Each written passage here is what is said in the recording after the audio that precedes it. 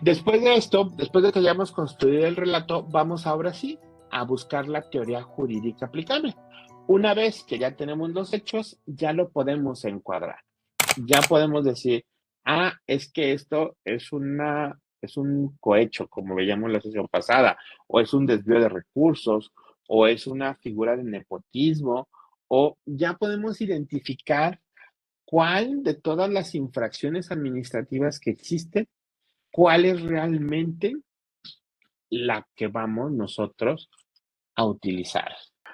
Bueno, para cerrar, tenemos que buscar la teoría jurídica aplicable y posteriormente a esto, pues, encontrar de esa teoría jurídica aplicable cuáles son las proposiciones que en los hechos deben realizarse, ¿no? Y al final, ver la evidencia probatoria y el móvil del caso, ¿sí? Por ejemplo, aquí tenemos un ejemplo aplicando este método, ¿no?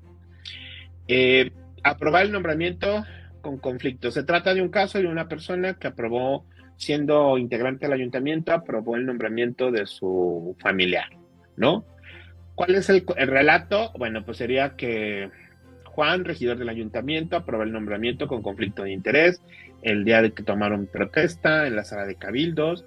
Aquí, pues, a su cuñado, a Benito Domínguez. El regidor votó a favor de su familiar. Existe un resultado que fue el nombramiento y presumimos un motivo, el apoyo a la familia, ¿no? ¿Cuál sería nuestra teoría jurídica aplicable? El artículo 58 incurre bajo conflicto de interés el servidor público que intervenga por motivo de su empleo, cargo o comisión en cualquier forma en la atención, tramitación y resolución de asuntos en los que tenga conflicto de interés o impedimento legal, ¿no?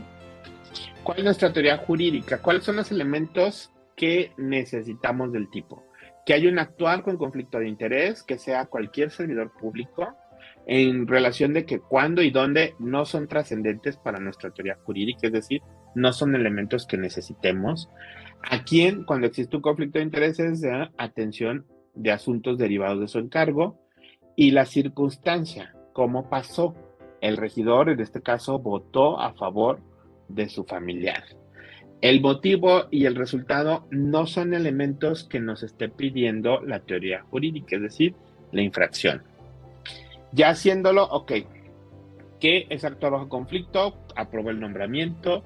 Cualquier servidor público, en este caso Juan, el regidor del ayuntamiento, cuándo, dónde, no tienen que ver con nuestros elementos del tipo administrativo. ¿Quién? Cuando existe un conflicto, acá era un cuñado que está dentro de los límites que nos marca la norma, que están prohibidos. Las circunstancias, que el regidor votó a favor de su familiar, el nombramiento se dio y el apoyo a la familia. Ahora, con estos hechos, ¿qué tenemos para probar?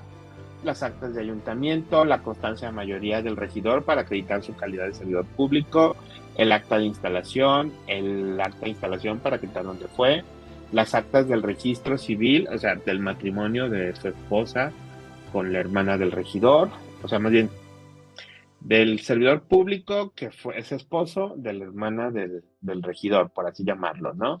En el acta de instalación podemos acreditar quiénes votaron, quiénes abstuvieron, el nombramiento del funcionario, es decir, en la propia acta se puede solicitar una certificación de que hubo un resultado y en lo que se refiere al motivo, pues también lo podemos acreditar con las actas del registro civil, ¿no? O sea, donde podemos acreditar. Entonces, como ven, de esto se trata precisamente la teoría del caso. ¿Cómo podemos armar nuestro relato para poder planteárselo a una autoridad resolutora, a un juez, ¿no?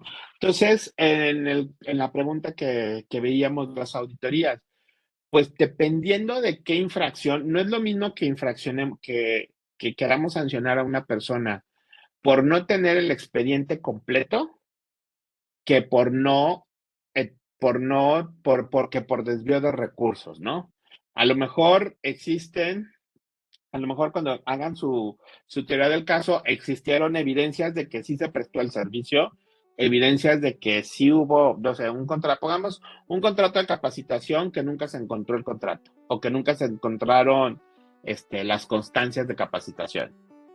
pero resulta que sí hubo pagos, que sí hubo contrataciones, de que sí hay a lo mejor listas de asistencia, en fin, hay elementos. Lo que no se tiene es el contrato y las constancias, a lo mejor. Entonces, esa misma conducta, ese mismo hallazgo que hizo un auditor cuando fue a hacer la auditoría, cuando nos lo presentan a nosotros como autoridad investigadora, pueden ser dos supuestos. Puede ser que el responsable perdió esas comprobantes, que es un tipo de infracción que inclusive vamos a tener que cambiar, o puede ser que se inventaron y únicamente alguien desvió los recursos. Entonces, eso lo tendremos que definir nosotros precisamente al momento de que hagamos la aplicación de la teoría del caso. Para eso nos sirve la teoría del caso. Más allá de poder perfeccionar, el auditor, regularmente los auditores son expertos a lo mejor en contabilidad, en obra en la materia. Muchos también ya son abogados, pero propiamente es responsabilidad de la autoridad investigadora el determinar claramente cuál es la conducta que va a sancionar, ¿no?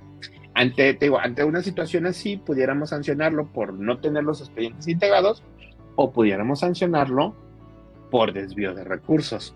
Pero dependiendo de cuáles sean las pruebas y cuál sea nuestra teoría del caso, pues tendremos nosotros que validar cuál es la que tenemos más fuerte.